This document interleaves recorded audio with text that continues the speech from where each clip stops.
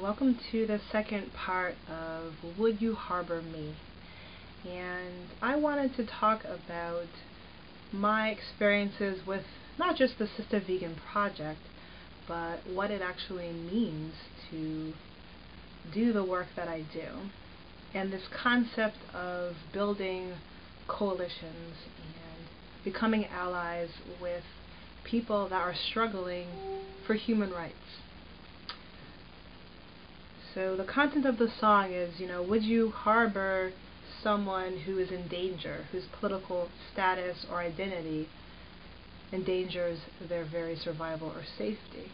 So, someone living with AIDS, someone who is not straight, who is a lesbian, gay, someone who is Jewish, and this in terms of the events of Nazi Germany,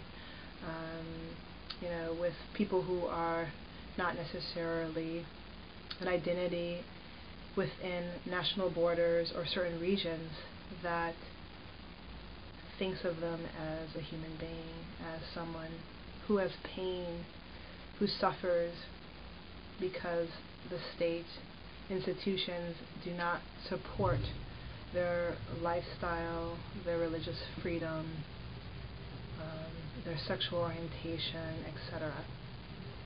And I'm thinking about this because it's hard for me personally to do the work that I do, and I often am so focused on food justice, particularly veganism, health, that sometimes I forget about building coalitions and finding allies that are part of interests that may not necessarily directly relate to what I want to do.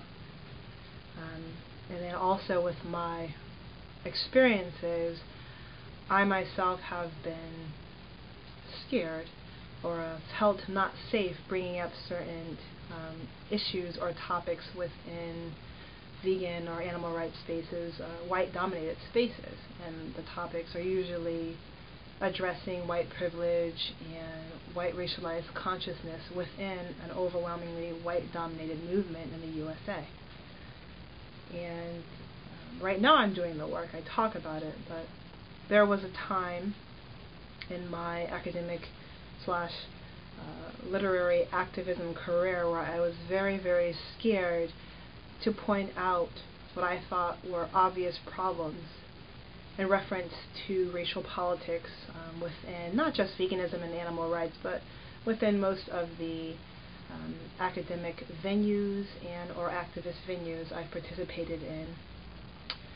And I was very scared to bring up the topic of whiteness and white privilege because even now in 2010 there is a strong backlash against anyone who wants to talk about the problem of race and racism in America. And what I want to talk about is when someone may present to you a challenge that they're having in terms of human rights, and that challenges your privileges, your comfort space, would you harbor them? And not just physically, but would you protect them? Would you help them? Even if it means that it questions your own identity and your own privileges. For example, if I come to you and you may be identified as the white middle class constituency in the animal rights movement, and I come to you and I say, I find that there's a problem with a lack of awareness of around white privilege, and I see that it's actually really hurting not just your movement, but hurting other movements that are centered around alleviating suffering and pain, centered around social justice. Can we talk about it?